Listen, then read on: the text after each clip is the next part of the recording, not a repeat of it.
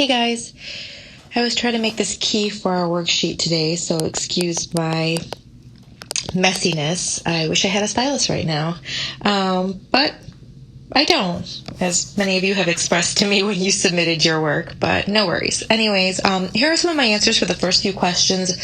I think they're pretty easy, but please check your answers. For number 5, there's a few exceptions to the octet rule.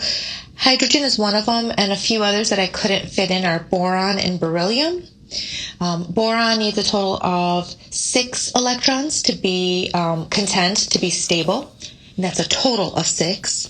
And beryllium, Be, needs a total of 4 valence electrons to be stable. Now, beryllium's kind of a funky one because beryllium is a metal, but it bonds covalently, so it bonds like a non-metal. So please make sure that you write that down somewhere. We'll have more on that later in this chapter. Okay, I wanted to personally work with you on, well, nope, that's no good. I wanted to personally work with you on these bottom ones here, and that is methane. Hopefully you remember the formula for methane. And it says calculate the total number of valence electrons for CH4 in the box to the right.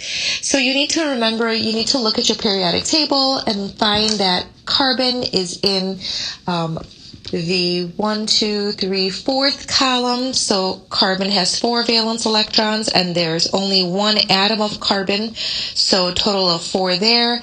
And hydrogen is in the 1st column, and there's 4 hydrogen atoms, so times 4 atoms equals a total of 4 there. Add those up together, and you get 8. Circle that right there. I ran out of room. And now it says draw the Lewis dot structure. So this is the part where I really want you to focus on how I do this. Generally speaking, the first atom, I tried to circle carbon there, goes in the middle. So that's a really good rule to write down. You might want to stop for a second and go get your notes and just write this down. Number 1, put the first atom in the center. The only time the first atom doesn't go in the center is if the atom is hydrogen, because hydrogen only needs a total of 2. So there's not a lot of bonding sites to hydrogen. Next, you want to try to bond everything around the center. That's the second thing you should write down. Bond everything around the center.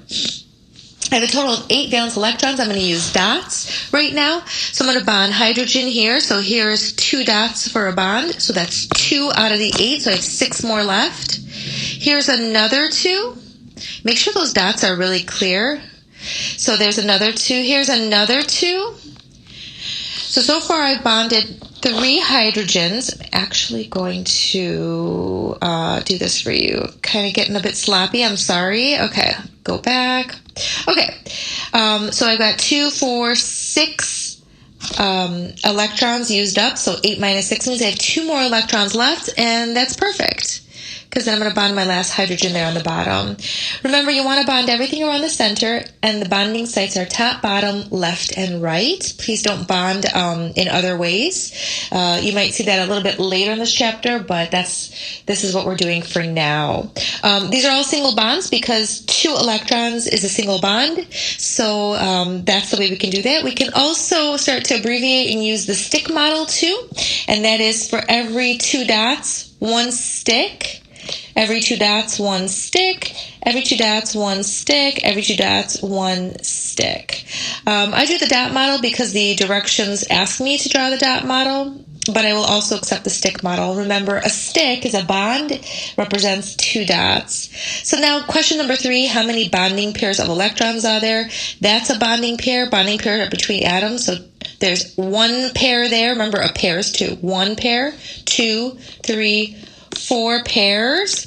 How many lone pairs are there on the center atom? There are none. Lone means not bonded to anything, so that's 4 and 0. Okay? All right, so ammonia, hopefully you looked it up, is NH3, not to be confused with ammonium, the polyatomic ion, which is NH4+. This is just ammonia, or also known as nitrogen trihydride. Calculate the valence electrons. So again, I look up nitrogen, and it is in column 1, 2, 3, 4, 5, and there's 1 of them, so that's just 5. And then hydrogen's in column 1, but there's 3 of them, so that's 3. So That's a total of 8. Is it always 8? No, that was just coincidental from the example above. So no, it is not always 8, just coincidental. Remember, my rule was to pick the first atom, and that goes in the center unless it's hydrogen, and you want to bond 3 hydrogens around it. And so you have to remember 1, 2, put a hydrogen. 3, 4, put a hydrogen. 5, 6, put a hydrogen. 7, 8. I hope your dots are a little bit better than mine. Ooh, geez, that's no good at all. Oh, I really hope your dots are better than mine, right? And make sure they're very clear and careful not to draw 2 dots. If I was to grade my dots right now, I'd give them like a C-. All right, a little bit better there. So there we go. 3 things bonded to the center and 1 lone pair at the top. So how many bonded to the center? Again, bonded 1, 2, 3 pairs. How many lone pairs? Just 1 pair at the top. A lone pair is bonded to nothing. It's all alone. It's all alone. Okay, let me get into the next page. There we go. Draw the Lewis dot structure for, there we are. For dihydrogen monosulfide. So dihydrogen H2 monosulfite S. Obviously, you always want to write the formula, because if you write the formula wrong, then you'll calculate things wrong. So again, please make sure you're writing the formula as you've been seeing me do. Add that in. All right, calculate the total number of valence electrons. Remember, hydrogen's in column 1. There's 2 atoms for a total of 2. And sulfur, that's a new one for us. That's in oxygen's column. So 1, 2, 3, 4, 5, 6 over. So 6 valence electrons times only 1 sulfur for a total of 6. And once again, we have 8. Again, just coincidental. Kind of wish I shuffled these around so you didn't always get 8. 8's just kind of the easy one, so we were starting off easy. Please note, it is not always 8. Remember, the first atom in the compound goes in the center, except if it's hydrogen. So I'm going to put sulfur in there. And then I need 2 hydrogens bonded, so 1, 2, so 2, 3, 4. So now careful, because sometimes people will say, oh, this is all good because I bonded 2 hydrogens to the center. You need to use up all of your 8 electrons, all of your total valence electrons. And as you can see here, I did not. I've only used up 4. So the remaining go in as lone pairs. So now I've used 1, 2, 3, 4, 5, 6, 7, 8. I'm counting the dots. If you can say you've used all the dots, then you've done it right. So I've got 2 bonding pairs and 2 lone pairs on the center. Whenever they ask about lone pairs, it's lone pairs on the center. We don't care about the lone pairs anywhere else. Okay? All right, let's do chlorine gas. Chlorine gas, don't forget, I wonder if you did remember this, it's diatomic. So now I've got chlorine, and that's in column 7, the halogens, and there's 2 of them. So there you go. Here's an example where we have 14 valence electrons.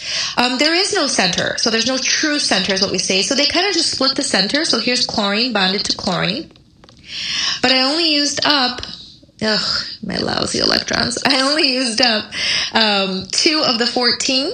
So I've got 12 more to go. So 1, 2, 3, 4, 5, 6, 7, 8, 9, 10, 11, 12, 13, 14. There we go. And so how many bonding pairs are there? There's only 1 bonding pair. And how many lone pairs on the center? Again, there is no center. So there's no lone pairs. I know what you're saying. Isn't that a lone pair? Sure it is, but it's not a lone pair on the center. We're always interested in a lone pair on the center. I think I gave you sulfur dichloride as an example. I can't remember if you did this one, but I'll just do it. Here's sulfur dichloride. Again, write a good formula. So sulfur is in oxygen's column, 1, 2, 3, 4, 5, 6. So that's 6 times 1 atom of sulfur, and that's 6. Chlorine is in the 7th column for 7 valence electrons, times 2. So that's 14. 14 plus 6 makes a total of 20. I have to use a total of 20. Remember, the first atom goes in the middle, S, and you can bond chlorine anywhere, top, bottom, left, right. I'm going to bond 1 here. and I have a bond 1 here just because it's easier for space. So now I've used up 4 of the 20. So 1, 2, 3, 4. Remember, everybody has to have an octet. That's something else I should have been saying all along.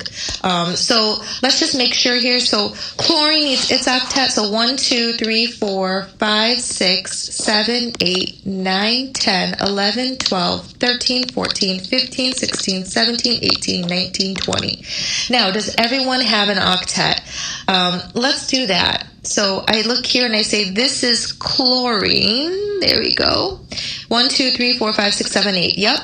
This is sulfur. There we go. 1, 2, 3, 4, 5, 6, 7, 8. That's good. And here's chlorine.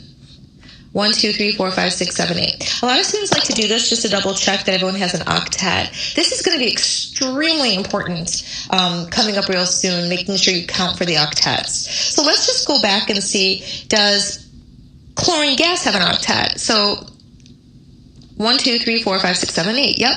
How about over here? 1, 2, 3, 4, 5, 6, 7, 8. Remember, they get to share the electrons that are bonded.